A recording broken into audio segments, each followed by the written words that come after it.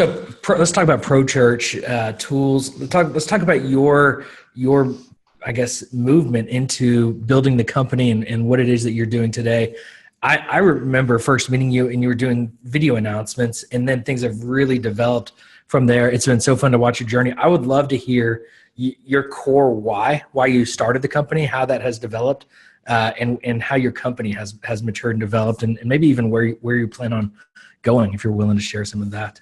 Yeah, for sure. So the reason that Pro Church Tools started was because I got hired on as the media director at my church.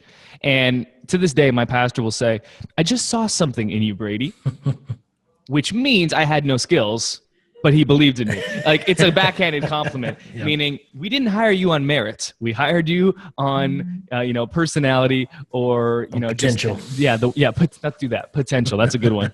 And so basically I got hired on and I started learning all of these things that I recognize as important: video, website, social, communications, graphic design. I started learning them from scratch. And so I was like, what, if I can learn these things and I'm like being forced to, I imagine that most churches aren't ready to hire like an expert in this area. And this was like 2012, 2013. And so I want to start a site basically just teaching everything that I'm learning. And so from the very beginning, Pro Church Tools has been about creating an audience. Pro Church Nation, I've said that before, that's what we like to call them. So it's not about like the product that we have right now, because the product will change. It's all about just creating a ton of free content. 90% of what we do is given away for free, and helping churches and leaders navigate this ever-changing world. Because to go back to that meeting in that Starbucks with that church, 2,000 people.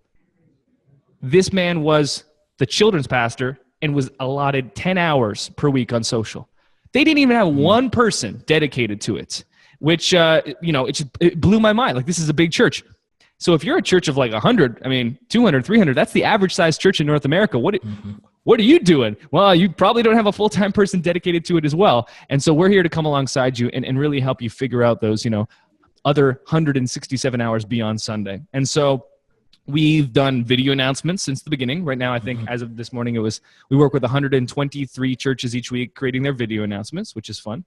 And the reason we do that is because don't waste time doing announcements. Spend your time on social. Spend it creating story videos. Let us do the announcements because we're awesome at them. Do not waste your time on them. Please do not. There's an entire site, Nils, dedicated to terrible video announcements made by churches. People always think I create it so that like I'll be like, no, buy our stuff, which I don't know who did it, but whoever did it is a genius, because it's just awesome. Like tens of thousands of videos that are just like, man, that's what